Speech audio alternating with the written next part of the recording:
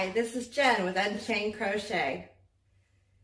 If you haven't done it yet, don't forget to subscribe and hit the bell to see more items and tutorials like this.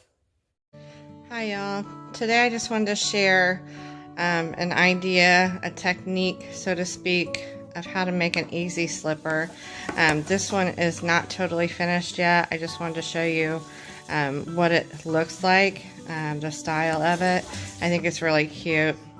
I used Magic Light DK from Ice Yarns in a rainbow colorway. I've been wanting rainbow slippers since I was a little girl, and I haven't had any since then. I had a babysitter that made me a pair of variegated like Red Heart, and I couldn't find the exact colors I was looking for until I found the Ice Magic DK light. So this is a slipper that is made out of a square. I seen another YouTube video, don't remember who it was exactly, but they just demonstrated how you sew the toe up and then sew this flap down. And it is literally, you can make it out of any square, out of any stitch. If you can make a square of it, then you can sew and gather up 2/3 of the toe, take the flap and sew it down. And then when I got to the other side where my heel is at, I just gathered up some stitches right here and then sewed the rest of it shut. Now I'm also going to go around this with some little bit of edging, tighten it up a bit. But I made sure because you can't really try the square on, because you're still making all the way around if you're going round and round. It probably would be easy if you just go back and forth for a square. But because mine was in rounds, I had to be sure that it was going to fit. I just took one side of it to the other side and stretched it to see if it would hold snug on my foot, and it does. I just don't like how loose this is right here. So I'm going to go around this and decrease a bit right there to get rid of that V area and make it more rounded. And then I'm also going to get a pom-pom maker. I don't have one yet, and I'm going to put some pom-poms right here on the cuff area. So they're nice comfy slippers. It stretches to fit me just a bit. You want to make your square almost the length of your foot.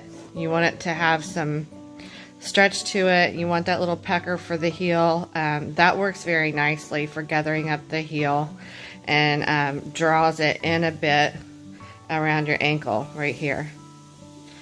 So I just did that like middle half or so, and drew it up with the thread and then buried it and tied it all together. So very easy. There's no pattern. I am just showing you this as a verbal tutorial. I am going to make my second one, and I'll show you how to get started with that should you want to make one in the round like this. If you are more of a beginner to intermediate level crochet, I would not do rounds. I would go back and forth and make it almost the length of your foot so that you get that stretch and it stays on good. So I'm going to show you how I did mine. And I think I did 17 rounds, but you can keep track of your rounds very easily like this. Just 1, 2, 3, 4, 5, 6, 7, 8, 9, 10, 11. 11 rounds for that square. And then I folded it. You fold it into thirds basically, and stitch 2/3 of it shut for the toe. And then bring that flap over and stitch it down. I plan to also add buttons right here. Not sure what color I'll pick yet. Probably a purple or a hot pink, as this has kind of a hot pinky red in there. So that is the slipper that I am making.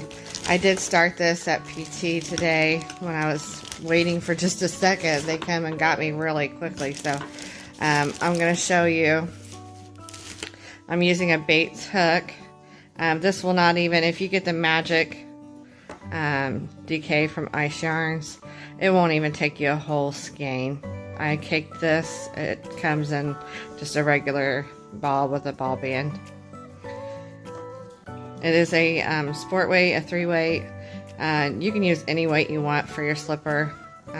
Bulky weight, chunky weight, those will work up really quick and be very cushy. You could add some texture and go back and forth in rows to make your square.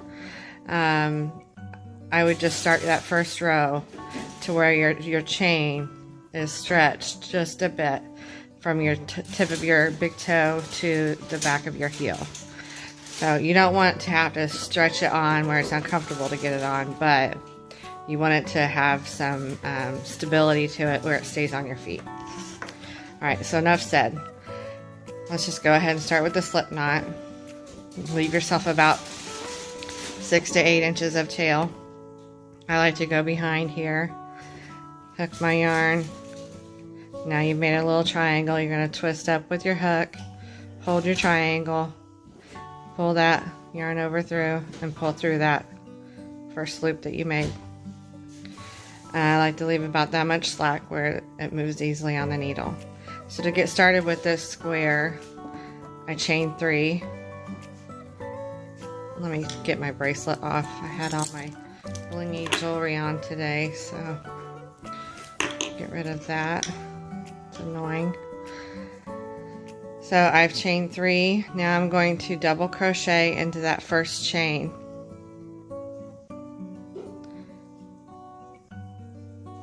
Now I'm going to chain 2 for a corner, and then I'm going to do 2 more double crochet into that same first chain. So just keep going into that first chain.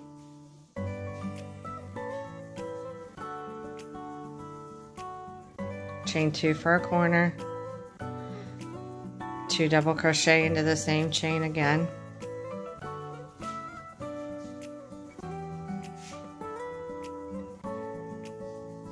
I keep playing with my phone and my gooseneck, trying to get a good angle where my hands aren't drifting off screen.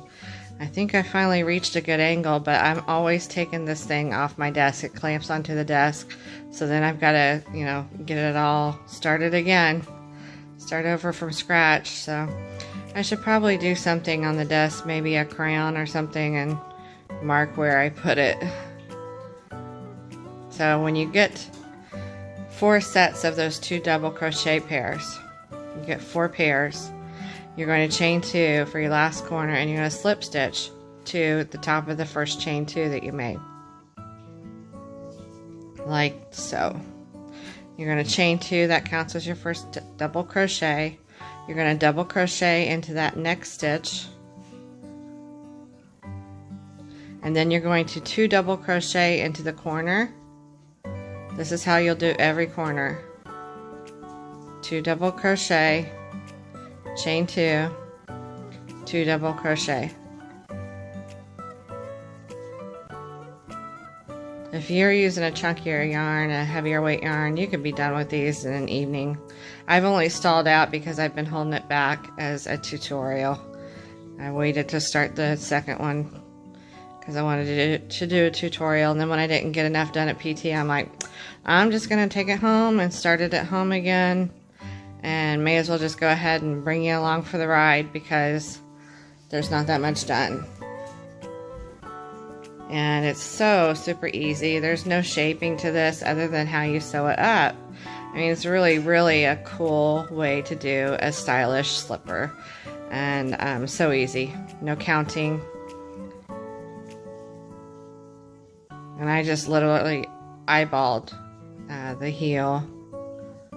Now I'm coming to a corner again. You're going to go double crochet into every stitch, or every double crochet around, and every corner you're doing 2 double, chain 2, 2 double.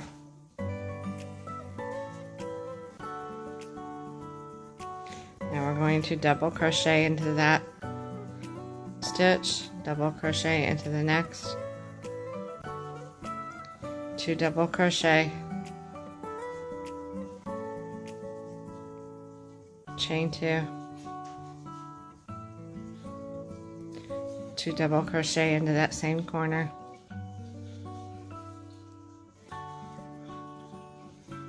and join with a slip stitch. So that is round 2. So I'm going to keep going on this tonight, and I will add to the video later and show you how to fold and sew it up. And hopefully you like this method. You don't have to go round and round as I did. I kind of chose to do that so I would get a nice stripy effect like this. I like that check mark look. It's kind of a boho look. These would be my boho slippers for the gypsy and me. I hope you enjoy starting your easy peasy slipper. And if you have any comments, or if anybody knows where this original idea came from, let me know and I'll credit them in the description box. Thanks.